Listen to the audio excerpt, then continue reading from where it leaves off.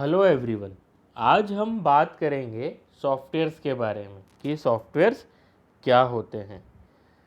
Software जो होते हैं वो बेसिकली कंप्यूटर का एक प्रोग्राम होता है। कंप्यूटर के वो प्रोग्राम्स जो कि यूज़र द्वारा या किसी कंपनी द्वारा लिखे गए कोड्स को हम लोग बोलते हैं प्रोग्राम्स। प्रोग्राम्स को हम सिंपल लैंग्वेज में ये भी बोल सकते हैं कि प्रोग्राम्स होते हैं सेट ऑफ इंस्ट्रक्शंस जो कि हमारे कंप्यूटर सिस्टम को ये बताते हैं कि उन्हें काम क्या करना है। जैसे कि आप सभी को पता है जो कंप्यूटर मशीन होती है ये कंप्यूटर मशीन हार्डवेयर से मिलके बनी होती है। इन सभी हार्डवेयर्स के बीच में जो कम्युनिकेशन प्रोवाइड कराता है वो कम्युनिकेशंस प्रोवाइड कराते हैं सॉफ्टवेयर्स। कि अगर हमें इनपुट डिवाइसेस से अगर कोई चीज़ इनपुट देना है तो कंप्यूटर तक वो समझाने की जिम्मेदारी भी सॉफ्टवेयर्स की होती है। और उस कोई भी प्रोग्राम अगर कंप्यूटर में चल रहा है तो वो सही ढंग से चले और उसका रिजल्ट हमें पूरे सही तरीके से मिले, उसका काम भी हमारे सॉफ्टवेयर्स का ही होता है। बेसिकली हम लोग देखें तो सॉफ्टवेयर का जो मेन काम होता है वो यूज़र को कंप्यूटर के बीच में इंटरफेस प्रोवाइड कराना होता है। क्योंकि यूज़र जो होता है वो अपनी हाई लेवल लैंग्वेजेस में या अपनी लैंग्वेज में इंस्ट्रक्शंस देता है और वो चीज़ कंप्यूटर को समझाने का काम करते हैं हमारे सॉफ्टवेयर। तो हम लोग ये बोल सकते हैं कि it provides N interface between the user and the hardwares. आइए अब हम बात करते हैं इसके टाइप्स की। जो कि सॉफ्टवेयर्स होते हैं इन्हें टू टाइप्स में डिवाइड करा गया है, वो है सिस्टम सॉफ्टवेयर और एप्लीकेशन सॉफ्टवेयर। जैसा कि आप स्क्रीन पे डायग्राम में देख सकते हैं, ये डायग्राम है हमारा relationship between among hardware softwares and users. User application software से इंटरेक्ट होता है, एप्लीकेशन सॉफ्टवेयर सिस्टम सॉफ्टवेयर से इंटरेक्ट होते हैं एंड देन सिस्टम सॉफ्टवेयर किससे इंटरेक्ट होता है, हमारे हार्डवेयर से। इट मीन्स ये है कि यूज़र, और जैसा कि हम लोगों ने अभी डिस्कस करा कि सॉफ्टवेयर जो होता है वो यूज़र और हार्डवेयर्स के बीच में कम्युनिकेशन प्रोवाइड कराता है। और ये जो सॉफ्टवेयर है इन सॉफ्टवेयर्स को हम लोगों ने दो कैटेगरी में डिवाइड करा हुआ है, जो कि है सिस्टम सॉफ्टवेयर और एप्लीकेशन सॉफ्टवेयर। अब आप स्क्रीन पे देख सकते हैं ये है हमारे सॉफ्टवेयर के टाइप। हमने सॉफ्टवेयर को दो पार्ट में डिवाइड करा, सिस्टम सॉफ्टवेयर, एप्लीकेशन सॉफ्टवेयर।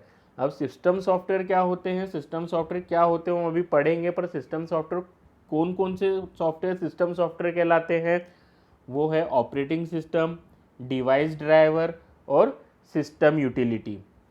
अब एप्लीकेशन सॉफ्टवेयर क्या होते हैं वो हम अभी डिस्कस करेंगे, पर एप्लीकेशन सॉफ्टवेयर कौन कौन से होते हैं, वो होते हैं जनरलाइज्ड एप्लीकेशन सॉफ्टवेयर और कस्टमाइज्ड एप्लीकेशन सॉफ्टवेयर। तो आइए सबसे पहले हम लोग डिस्कस करते हैं हमारे सिस्टम सॉफ्टवेयर के बारे में। देखिए, सिस्टम सॉफ्टवेयर वो सॉफ्टवेयर होता है जो कि सिस्टम को चलाने में हमारी मदद करता है।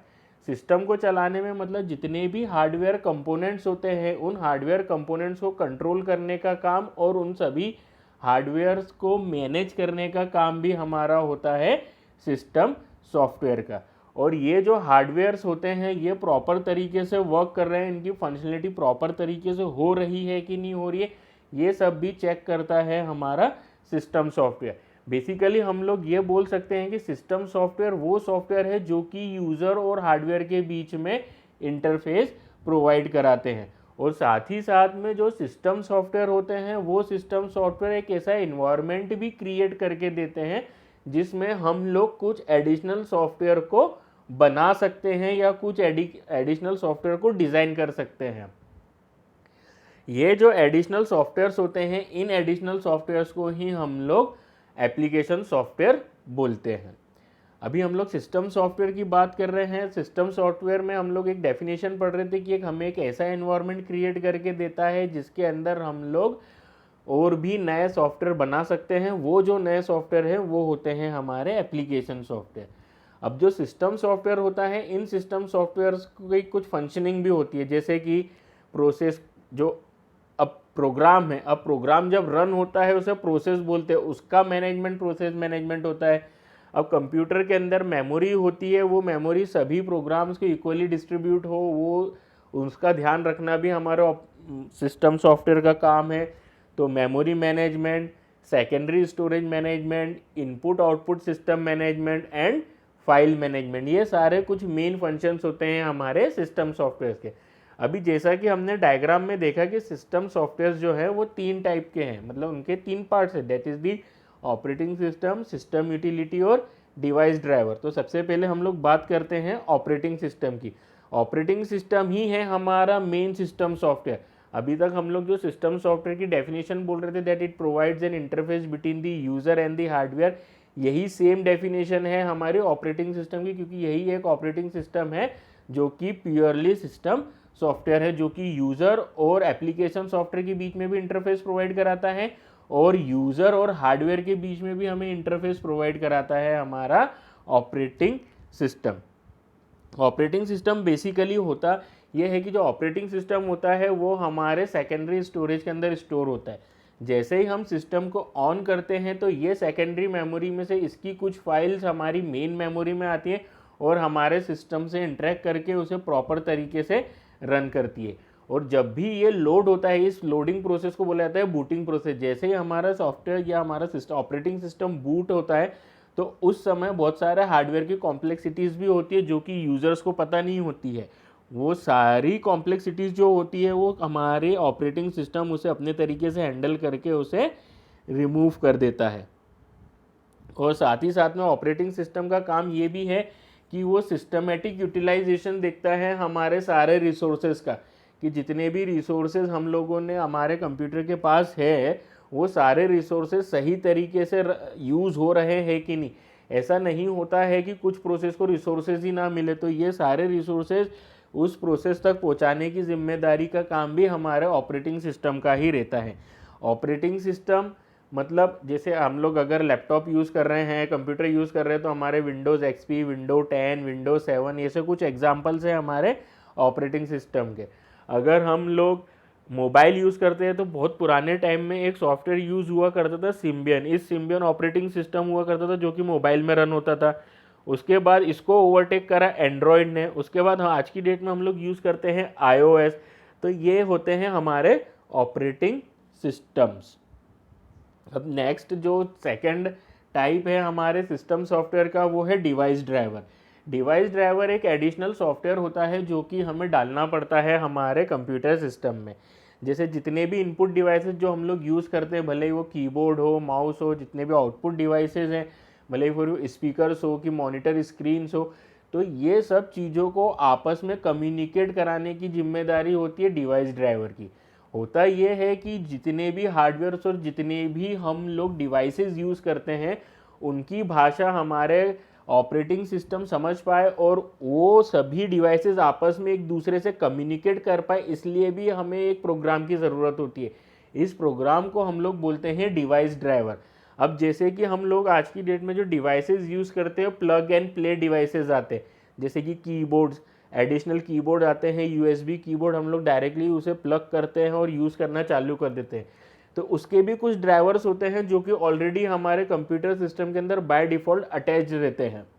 इसी बेसिस पे हम लोग उन्हें यूज़ कर पाते हैं। अगर हम लोग स्पीकर यूज़ कर रहे हैं तो स्पीकर्स के ड्राइवर हमें डालना पड़ेंगे। अगर हम लोग इंटरनेट यूज़ करना चाह रहे हैं तो उसके भी ड्राइवर्स हमें, जिसे हम लोग लैन ड्राइवर बोलते हैं, वो ड्राइवर्स हमें हमारे सिस्टम के अंदर डालना पड़ेंगे।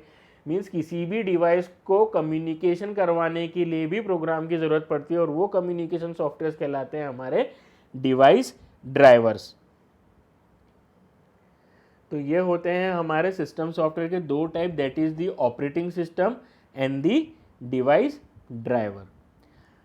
अब सिस्टम सॉफ्टवेयर के अंदर एक और सॉफ्टवेयर था, that is the known as the system utility software. System utility software means वो एडिशनल सॉफ्टवेयर जिसकी ज़रूरत हमें पड़ती है हमारे कंप्यूटर सिस्टम को और भी ज़्यादा अच्छे तरीके से यूज़ कर सके, मीन्स उसकी कंप्यूटेशनल पावर को और बढ़ा सके और उसकी परफॉर्मेंस को और ज़्यादा इंक्रीज़ कर सके।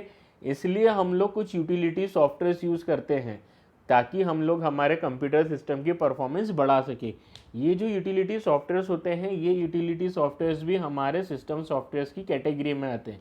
ये जो सॉफ्टवेयर्स होते हैं वो होते हैं जैसे तो backup recovery, firewall, disc management. ये होते हैं हमारे कुछ सिस्टम यूटिलिटी सॉफ्टवेयर।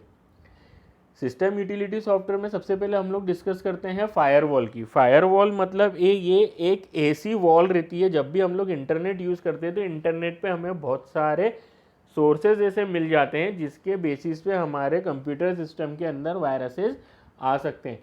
तो फायरवॉल करता ये है कि उन सभी वायरसेस को वो एक एंड पे रोक देता है, जिस वजह से वो हमारे कंप्यूटर सिस्टम के अंदर नहीं आ सकते। अगर वायरस नहीं आएंगे तो हमारा कंप्यूटर का परफॉर्मेंस इंक्रीज ही होता रहेगा, डिक्रीज नहीं होगा।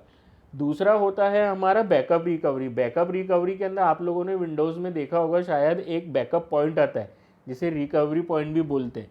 उस पॉइंट पे अगर हमारा सिस्टम है, अगर हम लोगों ने बैकअप ले रखा है, तो अगर हम लोगों का सिस्टम क्रैश भी हो जाता है तो हम लोग जैसे ही उसे लोड करेंगे तो हमारे पास उतना बैकअप करा हुआ डेटा पुराना पहले से प्रेजेंट रहेगा।